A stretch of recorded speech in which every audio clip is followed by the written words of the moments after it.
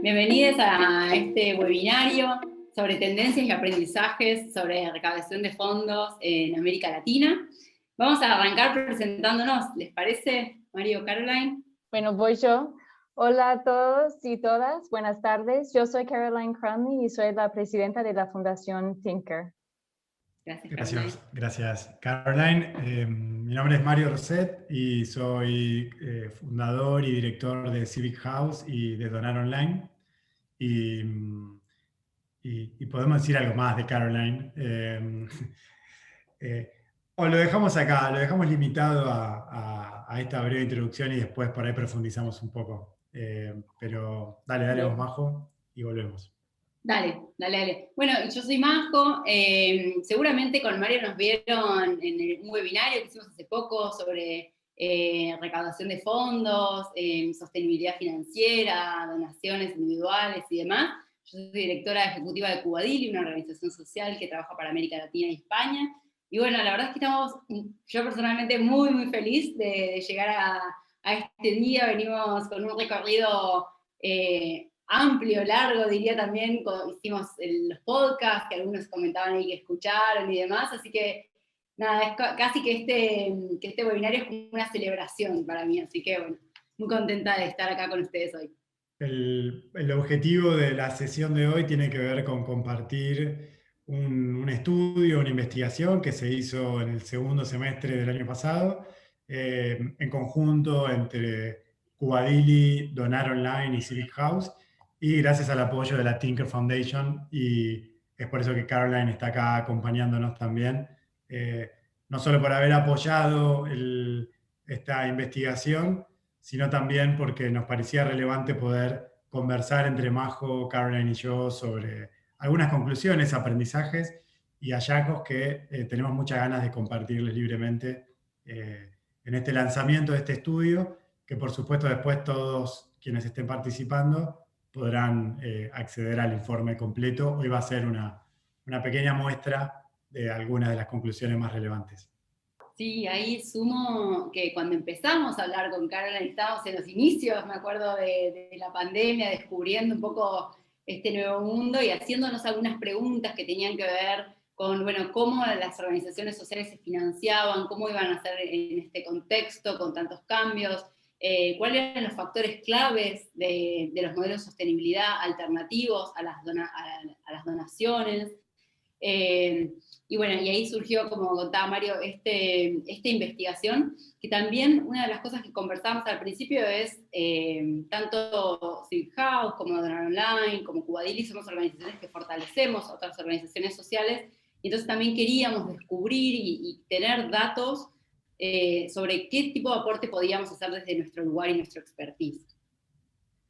Sí, sumando a eso, creo que es relevante también el hecho de la importancia que todo el ecosistema de Civic House y Donar Online y Cubadili le damos a la sostenibilidad.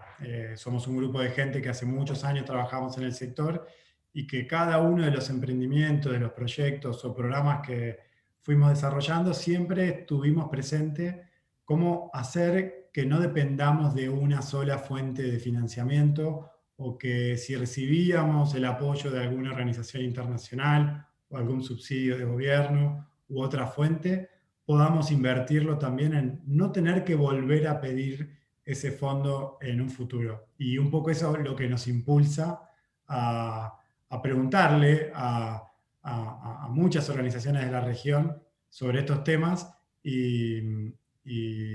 bueno, y compartir, como les decía hace un ratito, algunas conclusiones y otros puntos de vista y algunos aprendizajes también, ¿no, Caroline? Sí, gracias. Pues por mi parte, quisiera antes que nada agradecer y reconocer al equipo de investigación por este trabajo tan relevante, tan riguroso, ¿no? Que nos van a presentar hoy.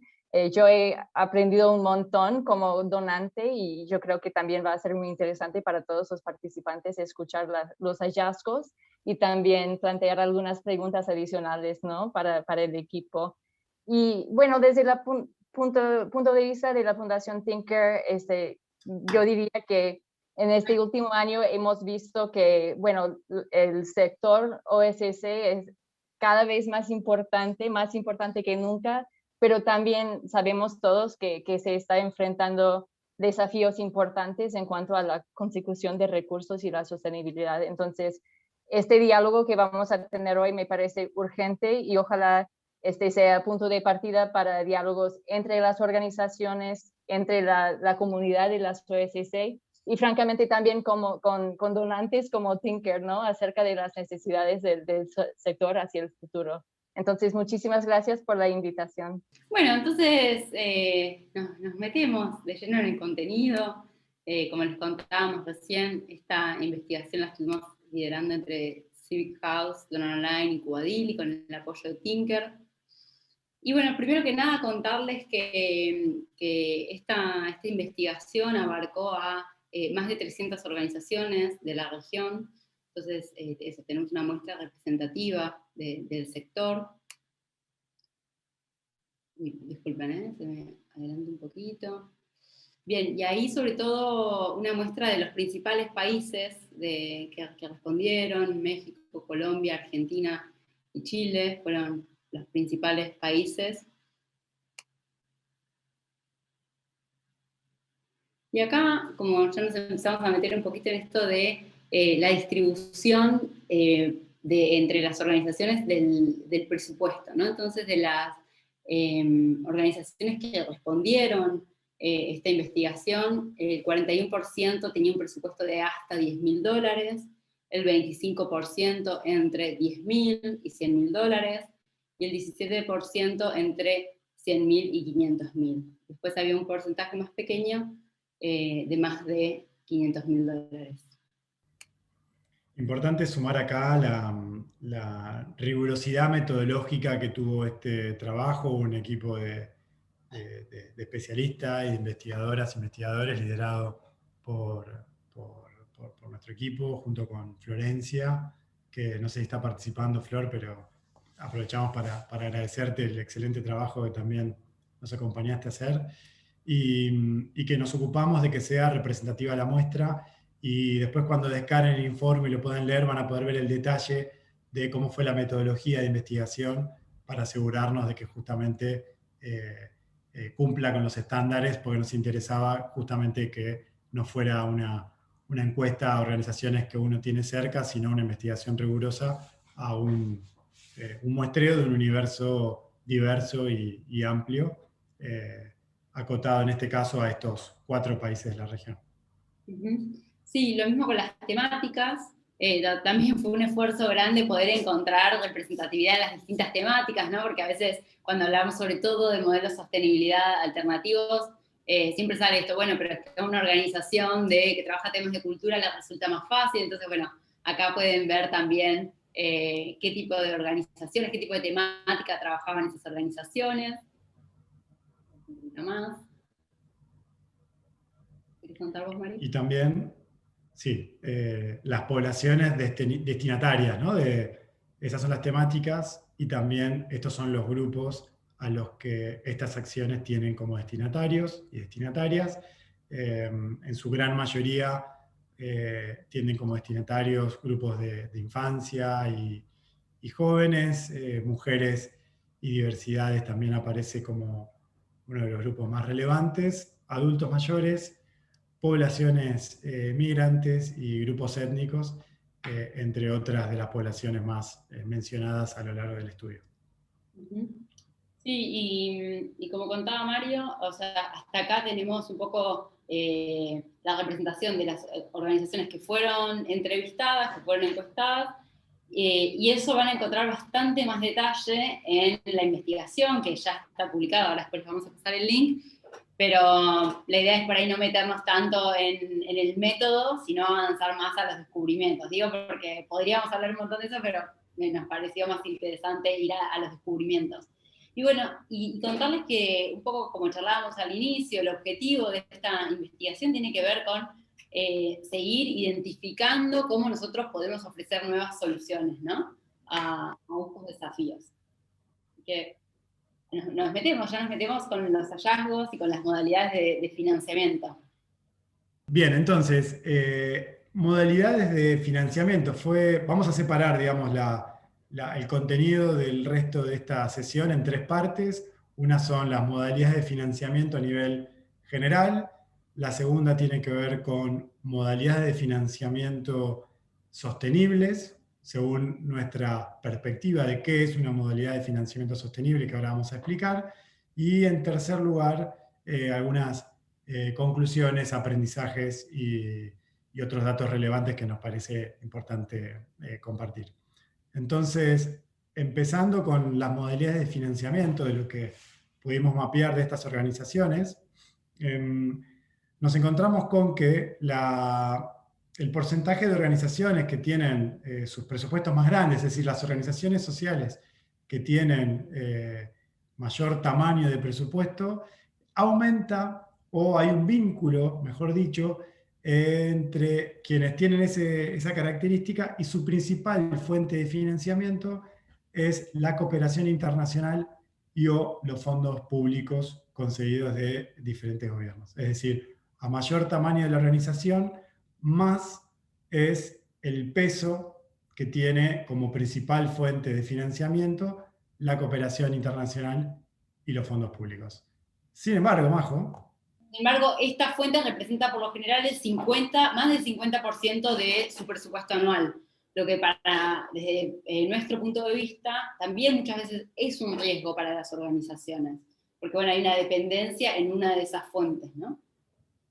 Sí, y hablando de diversidad, justamente vemos que podría existir un riesgo cuando la principal fuente de financiamiento, ahora la vamos a ver en más detalle, ocupa una buena porción del total de financiamiento de estas organizaciones.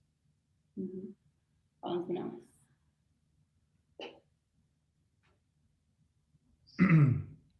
Entre quienes consultamos, les preguntamos, entre otras cosas, cuál era su principal fuente de financiamiento.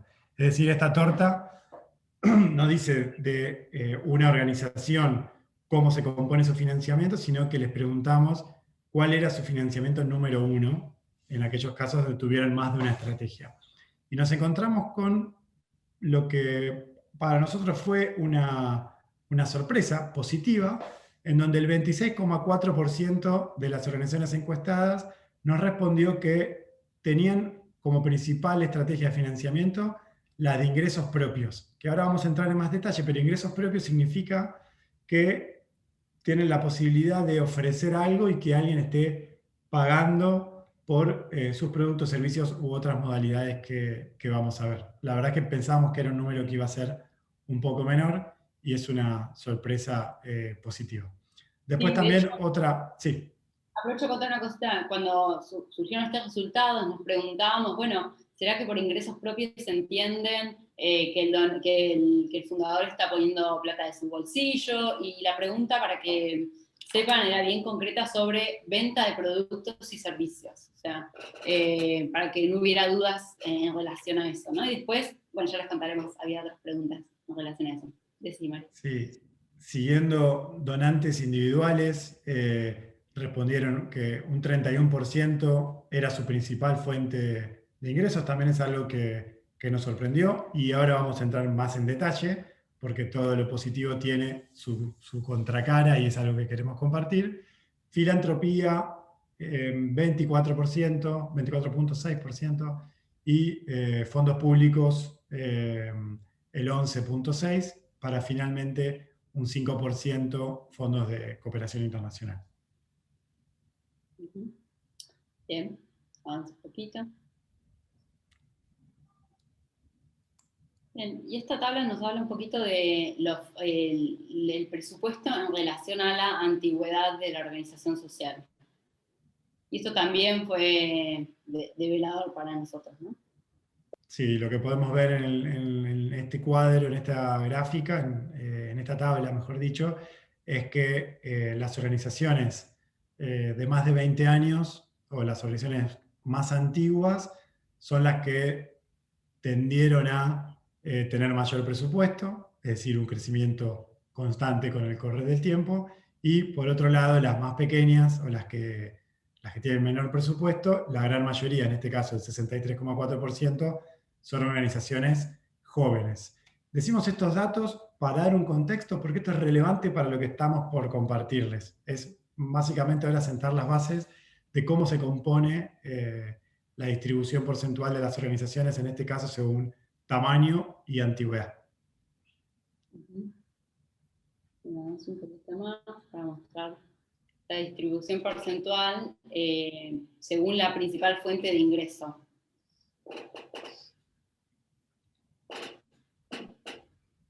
Lo que nos muestra acá es que el 52%, más de la mitad de las organizaciones, dependen, o mejor dicho, su principal fuente de financiamiento representa el 60% del total de ingresos. Es decir, la mitad de las organizaciones que participaron del estudio, su principal fuente de ingresos es más de la mitad o el 60% del total de sus ingresos. Entonces, haciendo un poco de énfasis en la falta de diversificación y ahora cuando avancemos un poquito más también no solo en la diversificación, sino en las diferentes estrategias, más allá de la diversificación de los fondos. De hecho, nos metemos ahí en las estrategias de financiamiento sostenible. Como contaba Mario, hay, como en este estudio, investigamos principalmente dos fuentes, la de donantes individuales y la de modelos alternativos. Y como vemos acá, la distribución, el primer gráfico, verán que el 60% nos decía que tienen estrategia de ingresos propios. Y eso a nosotros nos sorprendió bastante. Traigo de vuelta este dato de que le preguntábamos bien concretamente si generaban productos y servicios, entonces nos decían que sí. Y algo que nos llamó también mucho la atención es que aquellas que no tenían ingresos propios, sí tenían conocimiento de que hay otras organizaciones que están desarrollando venta de productos, servicios y demás. Y esto era algo que para nosotros se quiere como un descubrimiento, en el sentido de que nosotros creíamos que muchas organizaciones no tenían modelos alternativos, no vendían productos, servicios, porque no conocían, y de pronto nos damos cuenta que sí lo conocen, y también después fuimos descubriendo, ahora les vamos a ir contando, pero por qué nos la llevaban adelante, ¿no?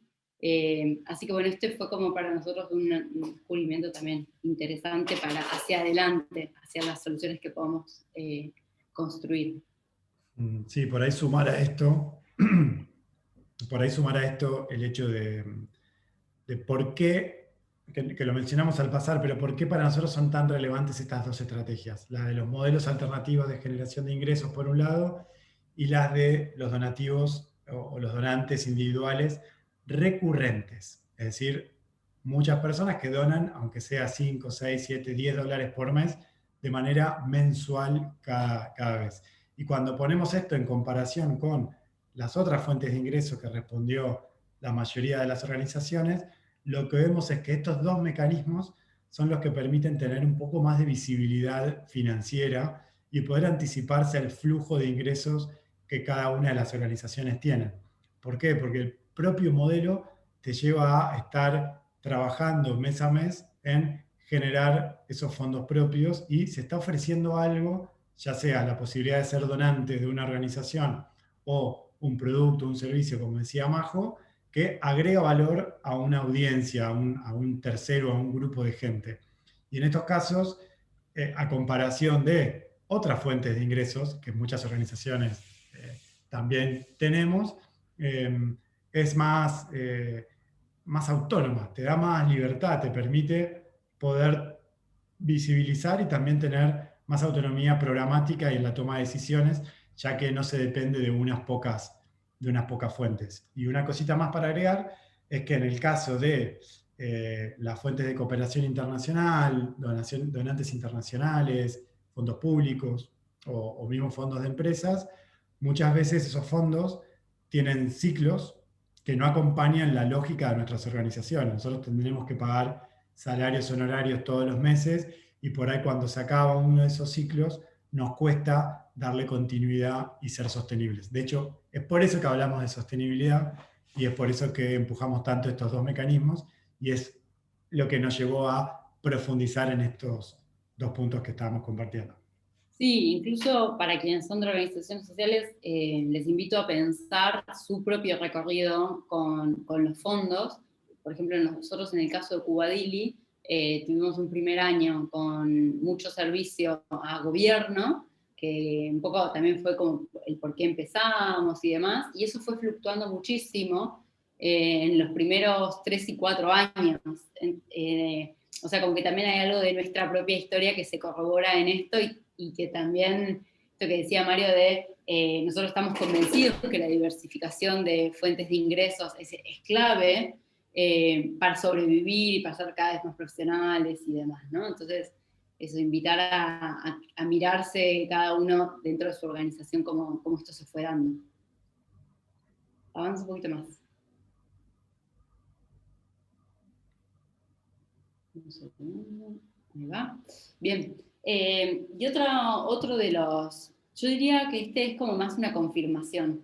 Nosotros sabíamos que en los casos de talleres, por ejemplo, con modelos de sostenibilidad en México, Colombia, de hablar con las organizaciones, sabíamos que estaba más desarrollado esto de tener fuentes alternativas de ingresos, y ahora, bueno, lo comprobamos. Dentro de los países, este sería como un poco como el ranking, el 70% de las que respondieron de México tienen fuentes de ingresos propios, después le sigue Colombia, Argentina y Chile, y después también, como vemos ahí, está el tema de las temáticas. Eso. Sí, respondiendo a una pregunta que ahí veo en el chat, dentro de 2 slides se explica exactamente qué significa ingresos propios. Sí. Solo ahí sumo una cosita chiquita que es cuando la pregunta que refería a si tenían ingresos propios o no, preguntábamos si tienen, poníamos por ejemplo, venta de productos y servicios. Entonces, como para que también tengan ese dato, ¿no? Bien. Ahora, les preguntamos a aquellas organizaciones que no tenían estrategias de ingresos propios si consideraban que su organización tenía la capacidad de incorporar esas estrategias. Y la gran mayoría, el 56,2%, nos dijo que sí, que ven la posibilidad de incorporarlos. Un 25,7% nos dijo que no ven, interesante, y ahora también vamos a ahondar un poquito en los motivos de por qué no, y un 18% nos respondió que tal vez podría incorporar una estrategia de ingresos propios. Y lo interesante es cómo esto se compone según, y lo vamos a ver en el próximo slide, el tamaño de la organización. No en este slide, sino en el que viene. Sumo antes, entonces, antes de pasar a la otra, sumo esto, que era un poco la pregunta que hacían. Nosotros después, en un momento de las preguntas, les preguntábamos, bueno, de todos estos tipos de, si se quiere, de ingresos, y ahí ven en el detalle, ¿no? Por ejemplo, venta de boletos, venta al menudeo, tarifas, membresía, comercio digital, modelo freemium, paga lo que desees, subastas y demás. Le dábamos como todas estas opciones para que ellos pudieran, para que quienes respondían pudieran elegir cuáles de estas estrategias de financiamiento sostenibles ya estaban llevando adelante. Eso también nos corroboró una hipótesis que teníamos, que muchas organizaciones, por el expertise que tienen, cobran un tipo de tarifa, o por hora, o por día, o por trabajo, por ejemplo, de investigación y demás, y eso se ve reflejado en ese 30% de las organizaciones que utilizan tarifa. O sea, pago por el trabajo de proveedor de un servicio como modalidad de ingresos propios. Sí, interesante reparar, no lo vamos a mencionar, pero sí para quien esté mirando, los últimos, los que aparecen abajo, que a veces nos preguntamos, bueno, pero ¿qué alternativas tenemos o cómo llevamos esto adelante? Bueno, ahí hay algunas ideas de modalidades de financiamiento sostenible que están llevando adelante otras organizaciones seguramente similares o con puntos en común con las suyas. Sí, de hecho sumo ahí, María, una cosa que nosotros al final vamos a presentar esto de un lugar, la landing de modelos de sostenibilidad que construimos de Cubadili, donde están publicados todos estos modelos con una pequeña descripción y demás, porque una de las cosas que nos decían también es esto, como bueno, es que no sabemos, no conocemos qué otros modelos existen, entonces justamente dando un poco de respuesta a eso. Avanzo. Bien.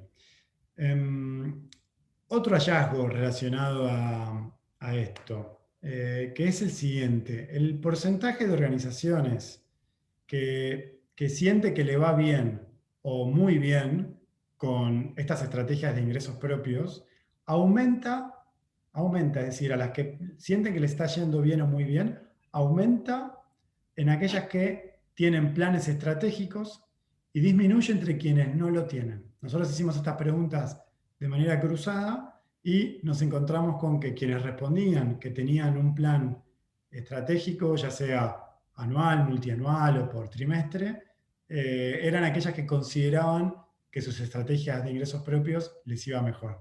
Dato no menor.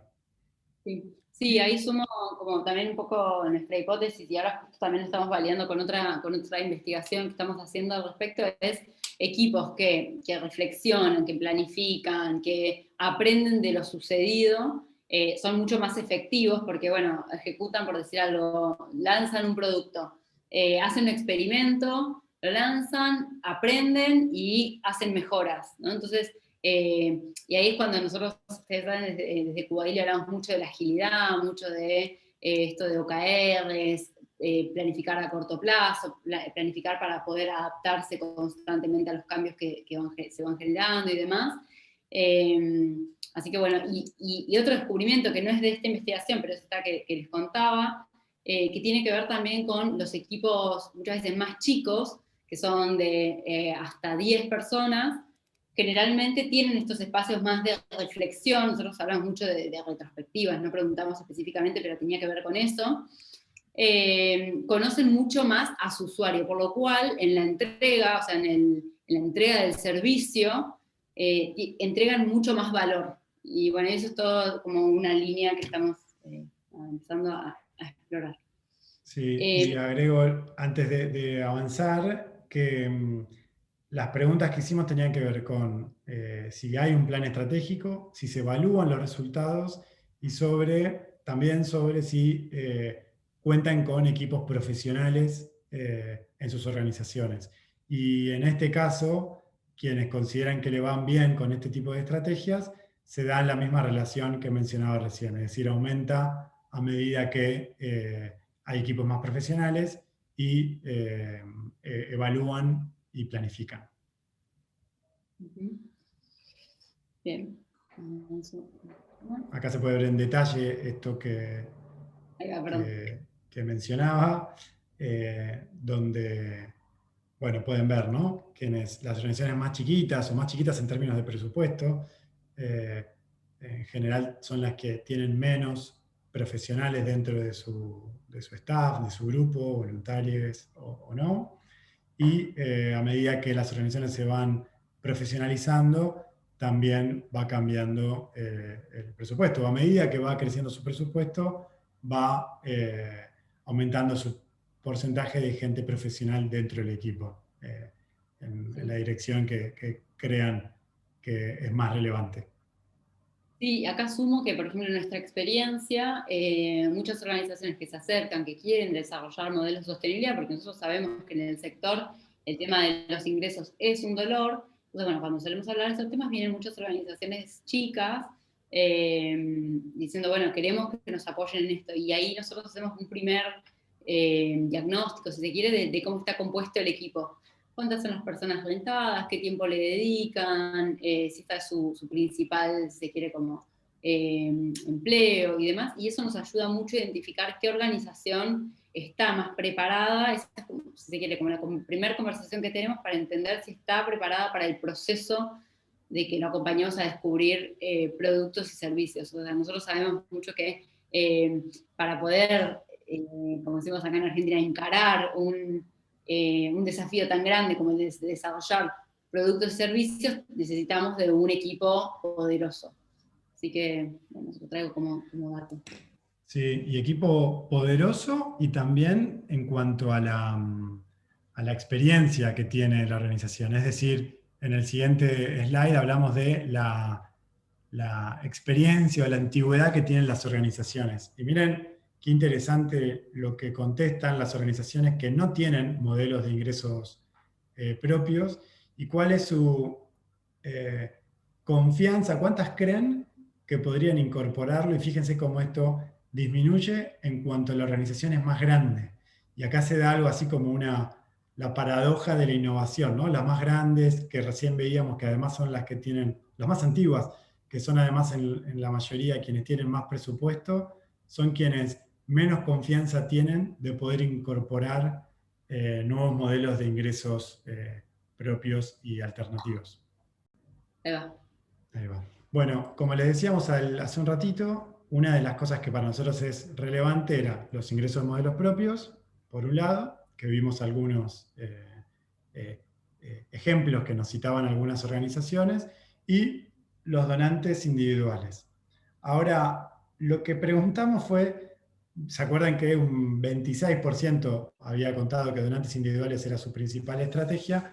Lo que les preguntamos fue a quienes respondieron que tenían estrategias de donantes individuales, si esos donantes eran recurrentes o eran por única vez. Y nos encontramos con esta mala noticia, que el 75% de quienes tienen donantes individuales, menos de la mitad son recurrentes. Y esto quiere decir que el esfuerzo que muchas veces se hace en conseguir un donante por única vez y el esfuerzo para que ese donante sea un socio mensual recurrente no varía tanto, pero el impacto que tiene cuando tenemos socios o donantes o socias recurrentes, el impacto, como explicábamos hace un rato, nos permite tener visibilidad financiera en el largo plazo. Y acá podemos ver lo mismo aperturado por los 4 países que investigamos en particular, y se da un comportamiento similar, pero con algunas diferencias. Por ejemplo, se ve que en Colombia y en México las estrategias de donantes únicos son más populares que lo que son en Argentina y en Chile, sobre todo en Argentina, en donde el 75% de los donantes, perdón, el 34% de las organizaciones de Argentina declaró que más del 75% de sus donantes son donantes mensuales, a diferencia de Colombia y México, como podemos ver, que es un 3,9% o un 15%. Esto lo vemos también como una oportunidad, y obviamente es algo que desde Donar Online, que junto con Cuba Daily y Civic House empujó este estudio, vemos como una gran oportunidad en estos países en donde todavía hay muchas oportunidades de desarrollar y crecer. Mario, quizás una pregunta, anticipando un poco una pregunta que pueda tener muchas personas, ¿no? Evidentemente en nuestros países nos encontramos en un momento económico bastante difícil. Desde su perspectiva, ¿tiene sentido iniciar una estrategia de recurrencia de donaciones en este momento? ¿O hay formas de hacerlo bien o más bien esperar? ¿No? Quizás, ¿cómo ven eso? Es interesante la pregunta, porque teníamos un miedo de qué iba a ocurrir con los individuos, con las personas, en marzo, abril, mayo del año pasado, y nos encontramos, o los datos que trae Donar Online nos mostraron que si bien hubo una pequeña merma de los donantes históricos durante el mes de abril y de mayo, hubo un incremento casi 10 veces más de otras personas que hasta ese momento no habían hecho un donativo mensual, a partir del contexto, la situación y todo lo que estaba y sigue pasando. Entonces, nuestra recomendación es que sí, siempre es un buen momento para empezar estrategias de donantes individuales. Si lo van a hacer, poner el foco y la energía en que sean recurrentes, por favor, que sean personas que acompañen, aunque sean $5 por mes, aunque sea pequeño, pero que sea recurrente, porque los datos nos dicen que son estrategias que funcionan, Y para que se hagan una idea, la tasa de atrición, que para no ponerme técnico, pero es la cantidad de donantes que se dan de baja anualmente, que vienen donando mes a mes y que se dan de baja, no llega al 10%. Está en este momento en el 8% de todos los donantes que tienen más de 6.000 organizaciones dentro de la plataforma. Entonces, como que el esfuerzo puesto en conseguir un donante mensual, esa persona puede llegar a estar acompañando a la organización por 3, 4, 5, 8 años, y eso al final en lo que es el valor de ese donante en el tiempo es relevante. Al principio parece que es poquito, pero a medida, todo cuando empieza parece chiquito, pero a medida que uno va avanzando y fortaleciendo, el trabajo hecho hacia atrás permanece, crece, entonces es una especie de bola de nieve. Si se trabaja bien, por supuesto hay que esforzarse, hay que estar rodeado de un equipo profesional, como vamos a ver ahora en los próximos slides, y anticiparse, planificar y también evaluar, ¿no? Y aprender sobre cómo nos está yendo. Bien, avanzo un poquito más, si les parece.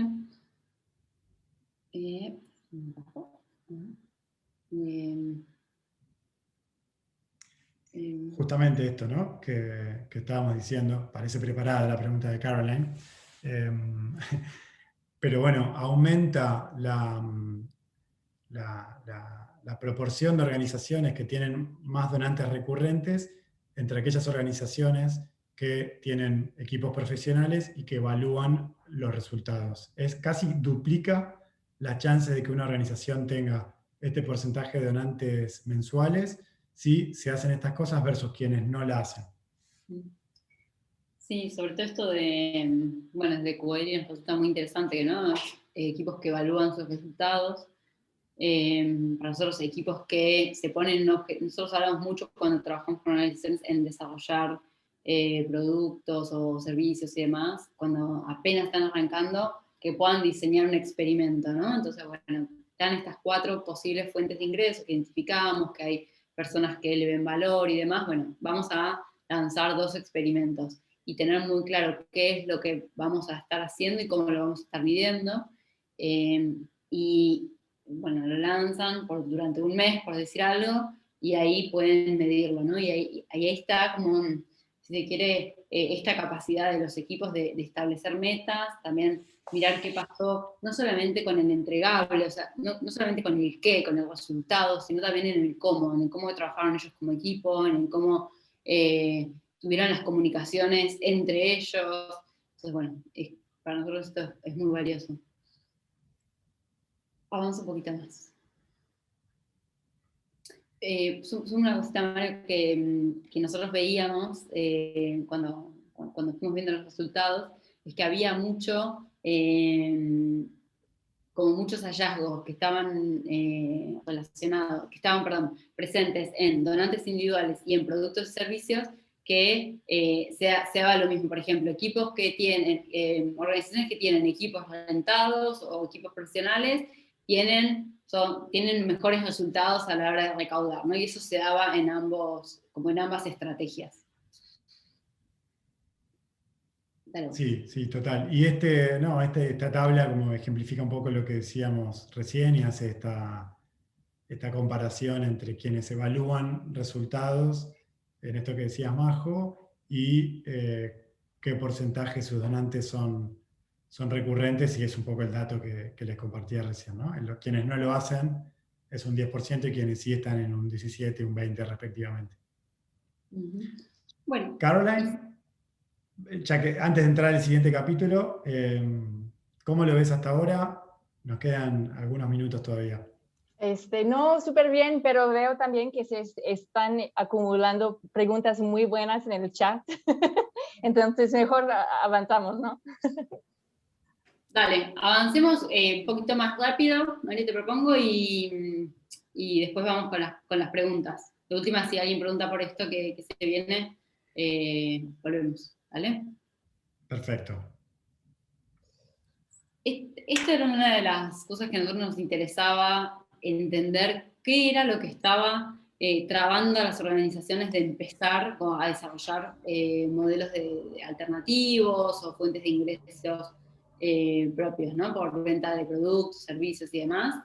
Y bueno, la principal, que es el 25%, es no tener capital inicial. Y nosotros creemos que esto es clave, de hecho, y ahí vuelvo a traer el caso de Cubadili. Cubadili pudo suceder gracias a capital inicial de un donante, que nos permitió durante un tiempo poder empezar a hacer estos experimentos, empezar a ofrecer los servicios. Entendíamos que teníamos algo valioso, pero bueno, necesitábamos esto, así que eso es como lo primero, el 25%. El otro dato interesante es el del 17% de no tener un equipo preparado para hacerlo. Entonces acá también preguntamos sobre qué significaba ese preparado, o sea, qué tipo de capacitaciones necesitaban. Ahora les vamos a contar un poquito más. Esto, el 13% le llamamos, ¿querés contarlo vos, Mario, esto? Sí, acá se suma las trabas o complejidades fiscales y legales, es decir, ahí está separado en dos ítems, pero uno suma el 3 y otro suma el 11, es decir, el 24%, que convertiría en el segundo motivo por el cual muchos no inician una estrategia de este tipo, es por miedos, trabas o complejidades legales fiscales. Y es un punto muy valioso que también tiene solución. Básicamente, como que se agrupan estas trabas en tres grandes grupos, lo que decía Majo, que uno es el capital, el otro es la capacidad, ¿no? Porque o no tenemos equipo preparado o no sabemos cómo hacerlo, también suman el 32% juntas, y por último, bueno, estos tres bloques, digamos, ¿no? Como entendiendo esos tres bloques, también pensamos que las posibles soluciones a esos están acá, arriba de la mesa, para que quienes estemos participando, ya sea nosotros que estamos de este lado presentando el estudio, como las 300 personas que nos están mirando y que están participando, también pensemos, ¿no? ¿Cuáles son nuestras estrategias, nuestras alternativas? Claramente se puede agrupar en tres grandes bloques con diferentes estrategias y soluciones que creo que pueden ser muy viables.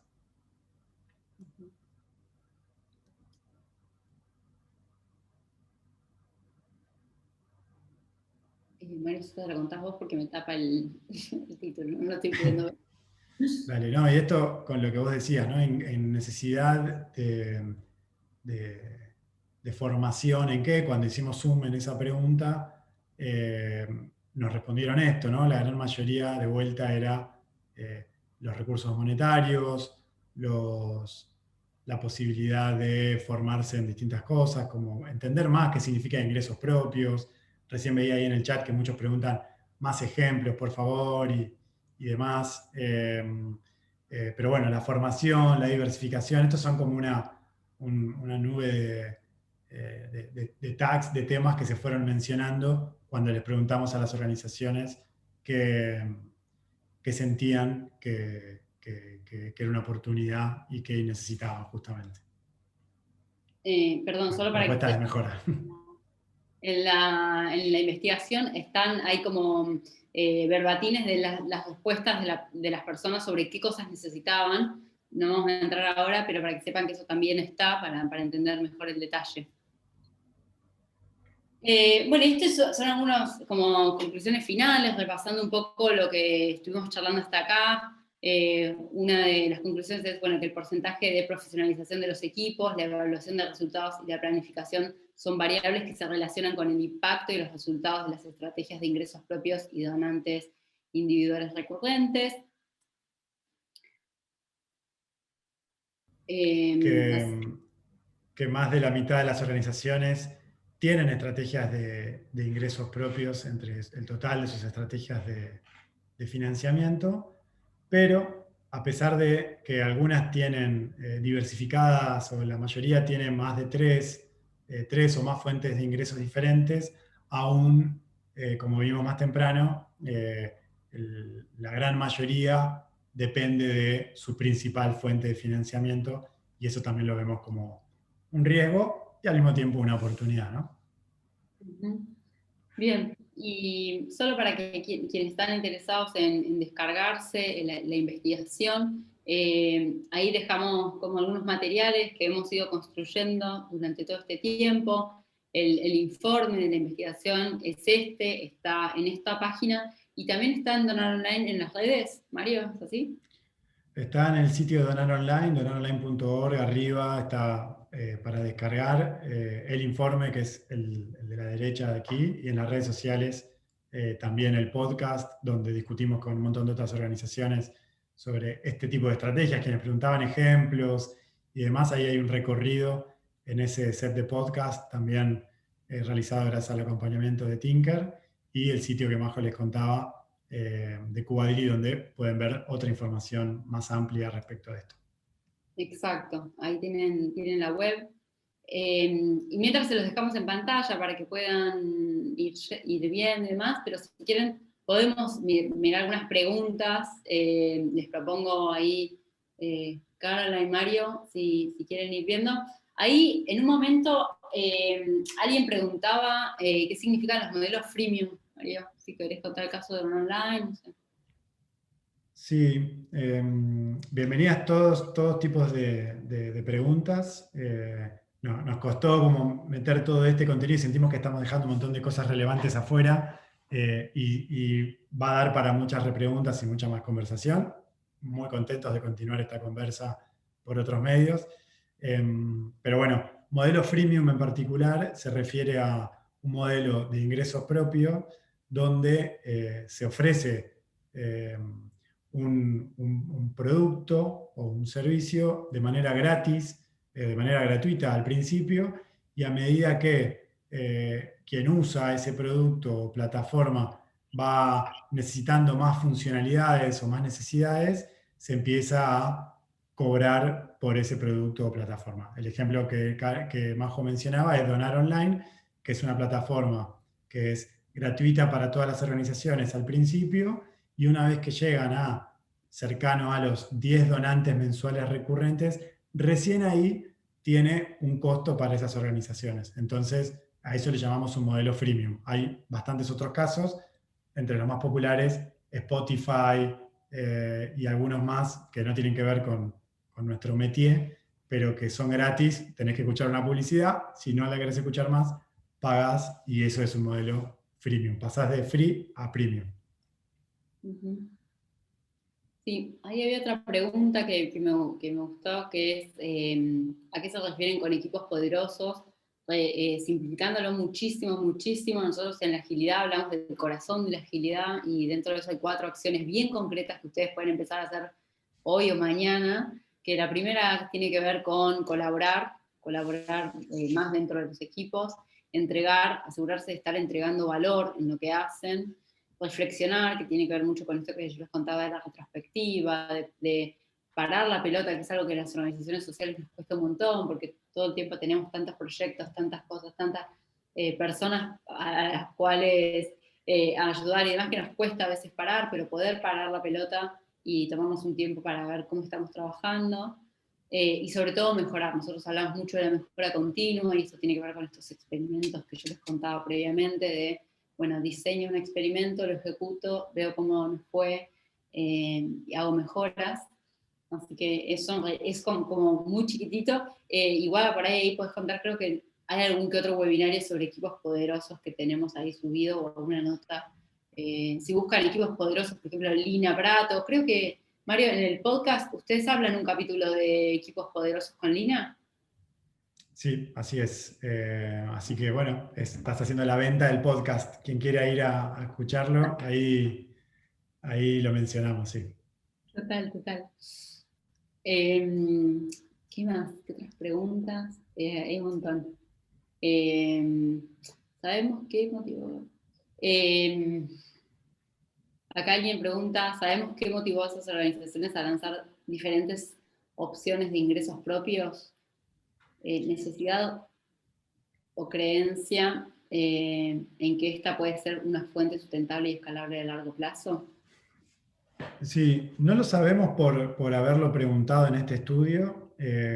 Tenemos nuestra hipótesis de por qué, producto de haber conversado durante muchos años con un montón de organizaciones respecto de esto. Y entiendo que lo que motivó es lo que nos motivó a nosotros. y lo que les debe estar motivando a ustedes es ver que es un camino sostenible, que es posible porque otra gente lo está haciendo. ¿Y se cortó? No, no, soy yo. Soy yo que dejé Ah, de compartir, así nos veíamos. perfecto. Y que, que permite que el esfuerzo de hoy te genere una visibilidad de tus ingresos a futuro y poder soltarse de ese miedo. Y creo que otro punto importante que creo que motiva esto es lo que mencionábamos más temprano, es la autonomía programática. Básicamente la no dependencia de una o dos fuentes de ingresos te permite como organización tomar tus propias decisiones y no hacer o llevarte a los intereses por ahí de alguna empresa, de algún gobierno, de alguna fundación, y si no tener eso, la independencia en tus propias decisiones, creo que es una suficiente motivación. Mm. Sí, acá traigo también como un descubrimiento que les contaba de esta otra investigación que vamos a lanzar pronto, que tenía que ver con que muchas organizaciones, si se cortaba su principal fuente de ingreso, podían sobrevivir durante más de 6 meses y en algunos casos más de un año, un porcentaje interesante. Y ahí también viene un comentario por ahí más para los donantes en general, de qué apuestas se están haciendo a esto de profesionalizar a las organizaciones para que puedan generar productos y servicios. Nosotros lo que descubríamos en esta investigación es, la estábamos también haciendo con un donante, y es como, bueno, ustedes podrían hacer una apuesta grande a que esas organizaciones que ustedes hoy apoyan puedan, no sé, los acompañan durante 6 meses y después puedan empezar a dar esos primeros pasos. Y ahí alguien nos preguntaba, ¿qué recomiendan a una organización que busca sacar su primer proyecto piloto? Yo creo que en las primeras charlas que tenemos con las organizaciones que quieren empezar a hacer productos y servicios, hay una conversación también de sincerarse de si tienen la capacidad como equipo en el sentido de si tienen personas que se pueden dedicar, si están dispuestos a invertir en la capacitación de esas personas, si están dispuestos a invertir en, voy a traer una palabra que suena en el sector medio rara, pero marketing, o sea, en todo lo que tiene que ver con la experiencia, con lo estético, porque también para que alguien pague por un producto o un servicio, hay todo un cambio de mentalidad, si se quiere, nosotros hablamos mucho de esto, del mindset dentro de la organización. De hecho, y ya corto, nosotros, una organización de Colombia, joven, de menos de 5 años, vino a buscarnos porque justamente tenían que dar esta conversación hacia adentro de la organización de, tenemos parte del equipo que quiere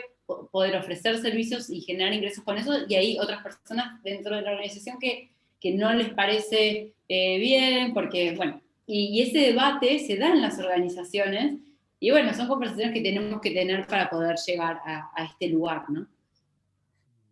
Me sopla acá el equipo de producción que en un minuto podría llegar a darse por finalizada la sesión de manera automática. Tenemos muchas cosas más para decir. De verdad tuvimos que recortar mucho y quedaron temas muy relevantes en el estudio, en el PDF que se pueden descargar ahí en los links que ya les pasamos. Por ahí un pedido, digamos, yo al ver todo esto, como mi conclusión, digamos, final de esto, al ver los números y al ver los resultados del estudio, veo que el 60% de las organizaciones tiene un modelo de este tipo, es decir, entendemos que va por ahí, sin embargo, no a todas les está yendo muy bien, entonces creo que ahí es una responsabilidad tanto de nosotros como organizaciones sociales y también una oportunidad para la comunidad de donantes internacionales de poder acompañar con algunas cosas que parece que son claras en las respuestas que dio la gente en términos de formación, de capacitación, de poder despejar las dudas y trabas legales y fiscales que esto genera. Nosotros no estamos acá haciendo fuerza para que nuestras organizaciones se conviertan en empresas B o en empresas sociales. Bienvenido quien quiera hacer eso, pero no es nuestra apuesta, sino es como organizaciones sociales, asociaciones civiles o fundaciones, poder desarrollar mecanismos que nos permitan que nuestro impacto, porque al final es lo que hacemos todos los días, que nuestro impacto se pueda sostener en el tiempo. Y para que eso pase, vamos a necesitar de estas estrategias y seguramente de una ayuda inicial para poder desarrollarlo. Así que desde mi lado, en el minuto final, esa conclusión, y me interesaría escuchar también Majo y Caroline sus conclusiones también al respecto.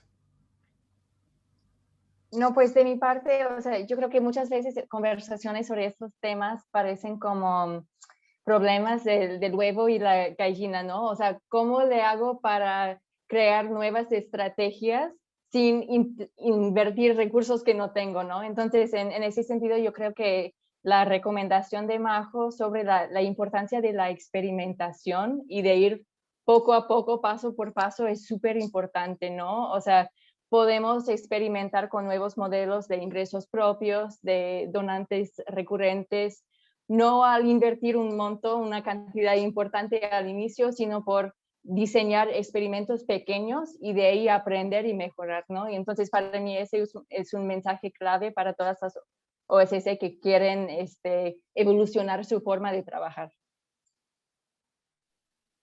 Sí. Estaba ahí viendo todas las preguntas que hay. Estoy diciendo que tenemos que hacer más como un espacio de café abierto, ¿no? Como nos juntamos y conversamos abierto, y vamos charlando ideas. Me parece que leo unas preguntas y digo, uy, acá, eso me parece que hay una oportunidad también en esto, ¿no? Entre todos los que estamos acá. Así que yo personalmente me quedo con la pregunta esta de, bueno, ¿cómo hacemos quienes estamos explorando en estos temas para seguir teniendo estas conversaciones como abiertas, pero también de polinización cruzada, medio de inspirarnos en modelos también del sector privado, que podemos traer para acá, que podemos llevar para allá, como me parece que hay mucho para seguir conversando y explorando. Bueno, estamos en tiempo, les agradecemos a todas, a todos, a todos, y quedamos, no sé, con muchas ganas de seguir. Sí, ya volverán las charlas presenciales, tal cual, ya nos volveremos a encontrar, ya nos volveremos a encontrar en los talleres y a seguir pensando juntos nuevas formas. Así que bueno, como siempre es un gusto encontrarnos y bueno, a seguir construyendo juntos. Gracias. Dale, espectacular. Muchísimas gracias de vuelta, Caroline, por el apoyo, y muchísimas gracias a las 300 personas que estuvieron siguiéndonos hoy. Y bueno, la seguimos por otros medios. Ojalá que esta conversación continúe. Muy lindo, la verdad que haya habido tanta gente me llena de alegría y también de entusiasmo para seguir pensando cómo podemos contribuir a que estas cosas sean cada vez más moneda común. Un abrazo grande.